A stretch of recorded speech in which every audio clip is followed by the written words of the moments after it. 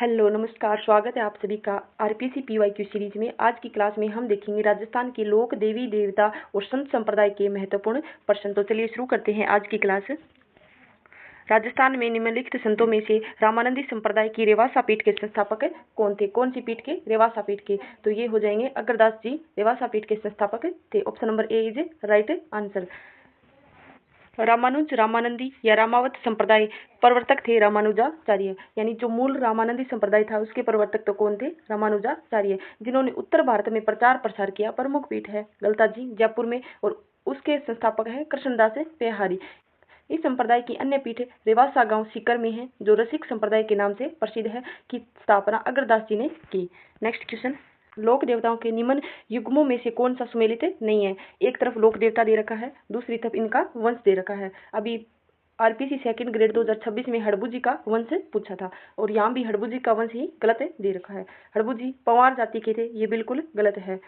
पाबू जी राठौड़ के थे, ये सही है। गोगा जी चौहान वंश के थे, ये भी सही है। रामदेव जी तंवर जाति के थे, ये भी सही है। तो हड़बू जी किस जाति के थे? ये थे सांखला वंश के। अभी आरपीसी सेकंड ग्रेड एग्जाम में यही पूछा था कि हड़बू जी का वंश कौन सा था। उसका राइट आंसर था सांखला वंश। हड़बू जी का जन्म बुंडेल गांव नागौर में सांखला वंश में हुआ। रामदेव जी के मौसेरे भाई और पिता मेहाजी सांखला, माता सौभाग्य देवी थी, गुरु बालीनाथ था, पूजा स्थल बेंगटी गांव फलोदी था, और ये बेंगटी गांव हड़बू जी को राव जोधा से दान में मिला था। नेक्स्ट क्वेश्चन, पाबूजी के बारे में निम्नलिखित में से कौन से कथन सही है? सही कथन को छांटना है। पाबूजी के पास कालमी नामक घोड़ी थी। पाबूजी का विवाह पुगल की भाटी राजकुमारी के साथ हुआ। उन्होंने देवल चारणी की गायों के रक्षार्थ बलिदान दिया था। तो इनमें से कौन से कथन सही है? तो एक नंबर सही है, पाबूजी के पास केसर कालमी नामक घोड़ी थी, और बी नंबर गलत है। ये ऐसे गलत हो जाएगा क्योंकि पाबूजी का विवाह पुगल की भाटी राजकुमारी के साथ नहीं हुआ था। इनका विवाह हुआ था अमरकोट के सोडा वंश की राजकुमारी सुप्यारदे के साथ। तो ऑप्शन नंबर बी गलत हो जाएगा। उन्होंने देवल चारणी की गायों के रक्षार्थ बलिदान दिया था, ये बिल्कुल सही है। देवल चारणी की गायों को बचाने के लिए पाबूजी ने बलिदान दिया था। तो इसमें राइट आंसर हो जाएगा ए और सी। Option number C is right answer. ये इसकी व्याख्या दे रखी है। पाबूजी का जन्म कोल्लू गांव फलोदी 1239 ईस्वी में मुहणंत नेणसी व मोड़जी आसिया के अनुसार जन्म खारी खाबड़ के जूना गांव बाड़मेर में। पिता थे धनदल जी राठौड़ और माता थी कमला दे। पत्नी थी सुप्यार दे, जो अमरकोट के सोडा वंश की राजकुमारी थी।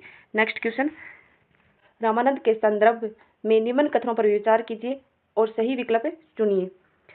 संत पीपा के निवेदन पर रामानंद राजस्थान आए। बी में दे रखा है रामानंद का प्रभाव राजस्थान में व्यापक रूप से दिखाई नहीं देता है।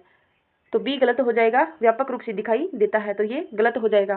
संत पीपा के निवेदन पर रामानंद राजस्थान आए, ये बात बिल्कुल सही है। तो इसमें राइट आंसर हो जाएगा option number A is right answer. केवल ए सत्य है।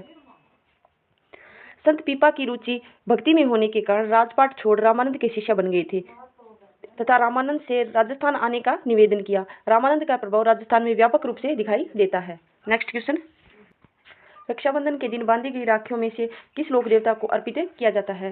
तो ये अर्पित किया जाता है रक्षाबंधन की राखियों को गोगा जी को, जिन्हें हम गोगा राखड़ी कहते हैं। हल जोतने से पूर्व किसान व हल दोनों को बांधी जाती है, जिसमें कितनी गांठें होती है? 9 गांठें। गोगा राखड़ी में कितनी गांठें होती है? 9 गांठें गोगा राखड़ी। नेक्स्ट क्वेश्चन, गुदड़ संप्रदाय का प्रमुख पूजा स्थल या धाम कहाँ स्थित है? तो ये स्थित है ऑप्शन नंबर सी दांतड़ा गांव साहपुरा भीलवाड़ा में। Option number C is right answer. और गुदड़ संप्रदाय के प्रवर्तक कौन थे? ये थे संत दास जी। कौन थे? संत दास जी। नेक्स्ट क्वेश्चन, लोक देवताओं और उनके पूजा स्थल या मंदिर के संबंध में कौन सा युग्म सम्मिलित नहीं है? तो ऑप्शन नंबर ए दे रखा है भूरिया बाबा पांचोटा जालोर। बी में दे रखा है मलिनाथ तिलवाड़ा बाड़मेर। सी में दे रखा है हड़बू जी बेंगटी फलोदी। डी में दे रखा है वीर फत्ता जी सांथू गांव जालोर। तो वीर फत्ता जी सांथू गांव जालोर ये बिल्कुल सही है।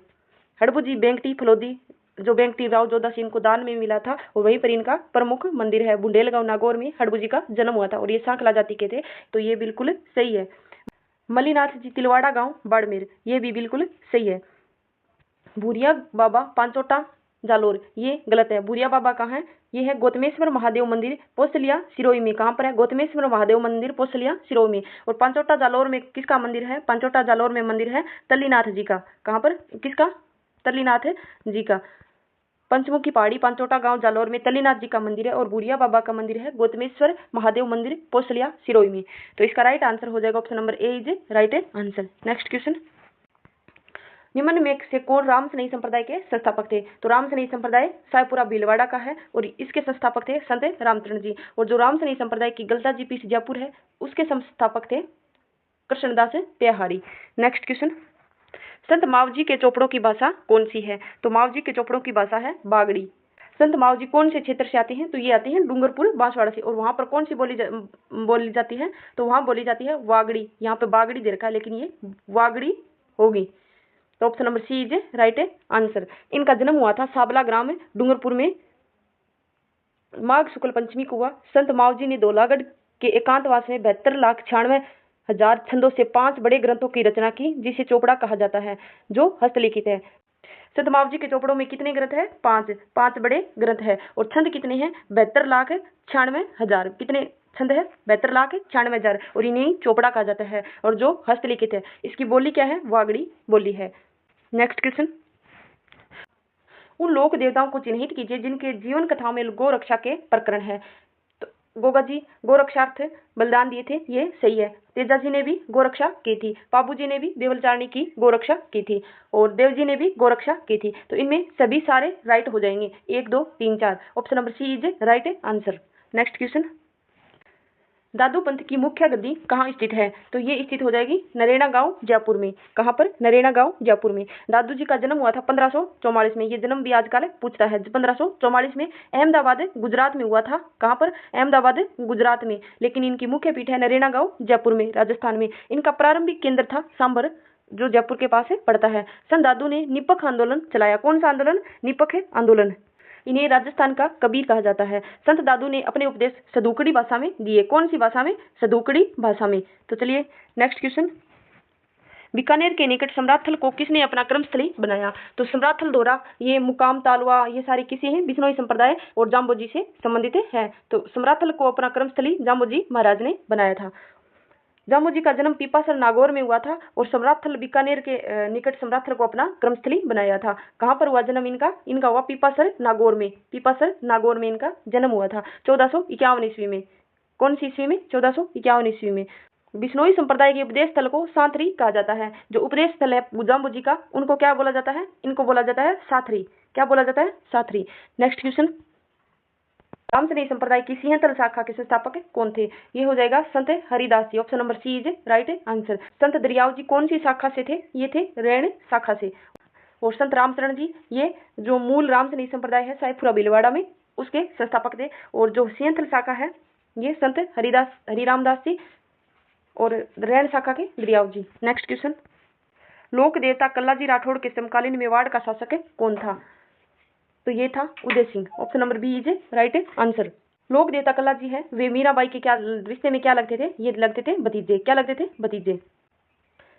इन्हें शेषनाग का अवतार या 4 हाथों वाले देवता भी बोला जाता है। क्या बोला जाता है? 4 हाथों वाले देवता या शेषनाग का अवतार।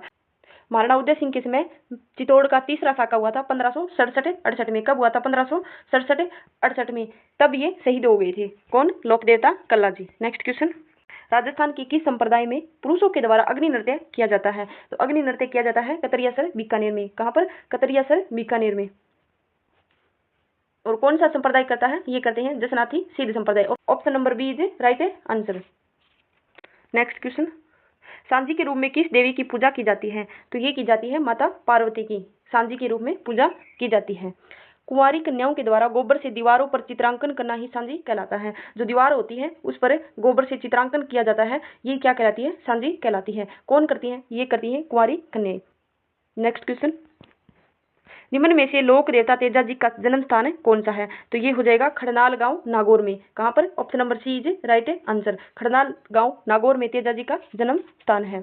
और जन्म कब हुआ था? ये हुआ था 1073 ईस्वी में। कब हुआ था? 1073 ईस्वी में। अल्लाह कृषि कार्यों के उपासक देवता के नाम से जाना जाता है। इनके पिता का नाम ताहड़ जी और माता का नाम रामकुवरी था। नेक्स्ट क्वेश्चन, लोक देवता गोगा जी किस शासक के समकालीन थे? तो लोक देवता गोगा जी ने महमूद गजनवी के साथ युद्ध किया। तो सीधी सी बात है ये महमूद गजनवी के समकालीन थे। Option number A is right answer. लोक देवता गोगा जी का जन्म चूरू जिले के दद्रेवा गांव में हुआ। यह गायों की रक्षार्थ महमूद गजनवी से युद्ध करते हुए वीर गति को प्राप्त हुए। इनकी स्मृति में प्रतिवर्ष गोगा मेड़ी हनुमानगढ़ में भाद्रपद कृष्ण नवमी जिसे गोगा नवमी भी कहते हैं वहां पर मेला लगता है। कब लगता है? भाद्रपद कृष्ण नवमी को और जिसे गोगा नवमी भी कहते हैं। आज के लिए इतना ही, धन्यवाद।